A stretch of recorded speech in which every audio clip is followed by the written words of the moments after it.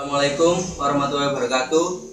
Nama saya Muhammad Alasda Juwari, NIM 14 1080 200 149, semester 4 kelas B3, Fakultas Teknik jurusan Informatika, Universitas Muhammadiyah Sidoarjo.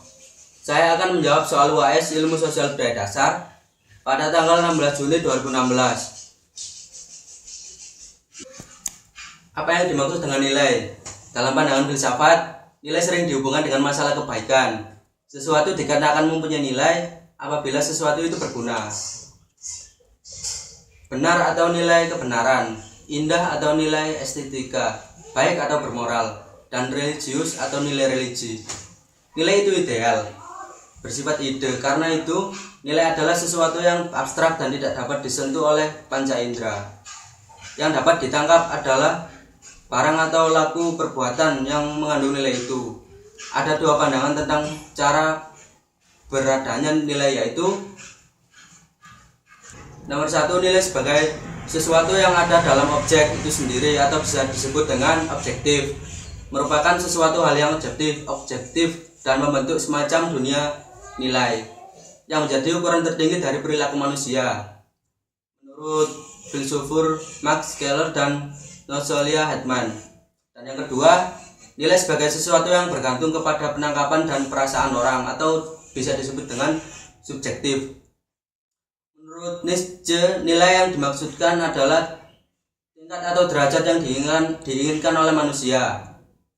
Nilai merupakan tujuan dari kehendak manusia yang benar, sering ditata menurut susunan tingkatnya yang dimulai dari bawah.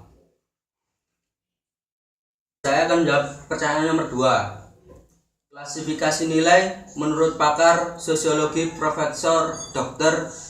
Notonegoro.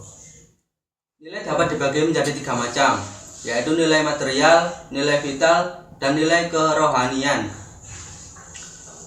Yang pertama, nilai material adalah segala sesuatu yang berguna bagi manusia. Contohnya uang yang berguna bagi manusia karena dapat digunakan untuk membeli kebutuhan hidupnya. Yang nomor 2 adalah nilai vital. Segala sesuatu yang berguna bagi manusia untuk dapat mengadakan kegiatan atau aktivitas. Dan bisa disebutkan contohnya, yaitu kendaraan bermotor dewasa ini menjadi alat transportasi vital bagi manusia untuk melakukan aktivitas kesehariannya. Misalnya untuk bepergian ke tempat kerja atau sekolah atau dan lain-lain.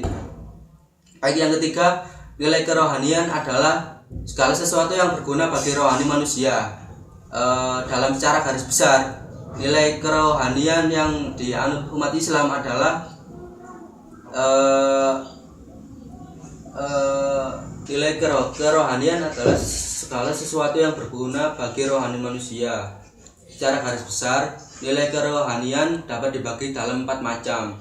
Yang pertama, nilai kebenaran atau keyakinan, kenyataan, yaitu nilai yang bersumber pada unsur akal manusia. Contohnya, orang yang dituduh bersalah tapi belum terbukti melakukan kesalahan dan tidak lantas dihukum, tetapi harus melalui proses pengadilan. Dan yang kedua adalah nilai keindahan, yaitu nilai yang bersumber pada perasaan manusia atau bisa disebut estetika. Contohnya, dalam sebuah rumah akan terasa asri apabila ditanami dengan bunga yang bagus, yang mekar. Dan contoh yang nomor ketiga adalah nilai moral atau kebaikan, nilai yang berasal dari kehendak atau kemauan. Contohnya, dia sedang menyumbangkan darahnya untuk kemanusiaan dan itu dia sangat peduli dengan dirinya sendiri dan manusia. Nomor 4, nilai religius, yaitu nilai ketuhanan. Contohnya, agama Islam mengakui Allah Subhanahu wa Ta'ala adalah sebagai Tuhannya. Baik, yang nomor 3 adalah analisa tentang kualitas primer dan sekunder. Kualitas adalah kategori filosofi yang mencerminkan aspek-aspek penting dari realitas objektif. Kualitas terkait pada objek sebagai keseluruhan, merangkulnya secara utuh dan tidak dapat dibedakan dari objek.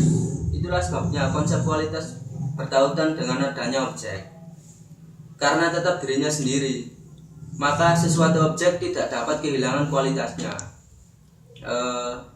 Setelah menguraikan tentang kualitas primer dan sekunder di atas, dapat diambil kesimpulan bahwa John Locke menganggap bahwa kualitas primer itu yang menyebabkan subjek dapat mengetahui objeknya. Kualitas-kualitas ini seperti kepadatan, keluasaan, bentuk, gerak atau diam, dan bilangan. Locke mengatakan bahwa ide-ide kita mengenai kualitas-kualitas primer ini mewakili apa yang terdapat dalam benda-benda itu sendiri. Tetapi tidak semua ide mempunyai dasar objektif, misalnya warna, suara, rasa. Rasa tidak termuat secara esensial di dalam konsep-konsep benda material. Sekian yang bisa saya sampaikan. Saya ucapkan terima kasih.